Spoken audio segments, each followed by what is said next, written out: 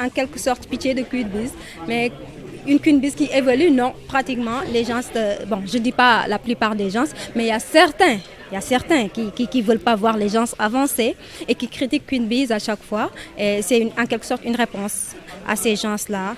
La vie est très éphémère et rien n'est éternel sur cette terre. Il faut qu'on essaie aussi de s'aimer. D'essayer d'encourager quand on a une sœur qui évolue, qui excelle dans quelque chose, qu'on l'encourage et qu'on n'essaie pas de la décourager, tu vois. Donc la musique, c'est un métier très dur. C'est très dur, c'est un long chemin parsemé d'épines et Queen Biz a réussi à surmonter tout ça. Donc je pense que la moindre des choses, c'était de nous encourager et de ne pas nous taxer je ne veux même pas répéter les termes qu'on entend chaque jour, mais moi je suis déterminée à me battre et je me battrai jusqu'au bout. Je ne baisserai jamais les bras. C'est un immense plaisir. Youssou N'Dour, c'est un grand artiste, c'est pas n'importe qui dans ce pays. Et ses titres sont tellement nombreux parce que depuis qu'on était bébé même, Youssou N'Dour, il chantait. Donc on pouvait même se limiter à ses chansons pour chanter parce que je sais qu'il n'est pas du genre à nous refuser ça. C'est quelqu'un qui est très généreux côté musique. Moi personnellement, je le remercie parce qu'il a été la première personne à me mettre sur une scène de plus de 20 000 personnes, Bercy 2013. Donc je le remercie pour ça.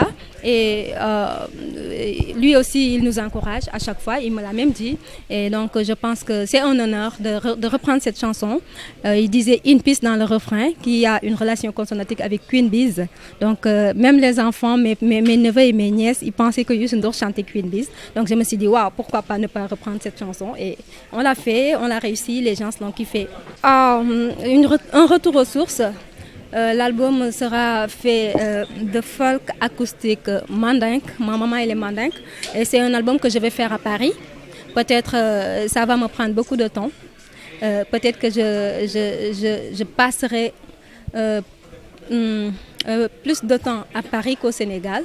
Le moment venu, j'ai déjà commencé avec ça et je pense que les Sénégalais vont aimer, mais comme c'est international aussi, le monde entier va apprécier parce qu'on me le dit souvent qu'une Biz tu chantes mieux en mandingue qu'en wolof même et c'est ma langue maternelle, c'est la langue que je connais, donc je vais essayer aussi de retourner aux sources, de chanter ma langue maternelle, le mandingue qui est une langue musicalement connue, qui est une langue qui est extraordinaire et qui est une langue aussi qui me donne la chair de poule quand je chante et je maîtrise très bien cette langue. Donc je compte retourner, revisiter le répertoire de mes ancêtres.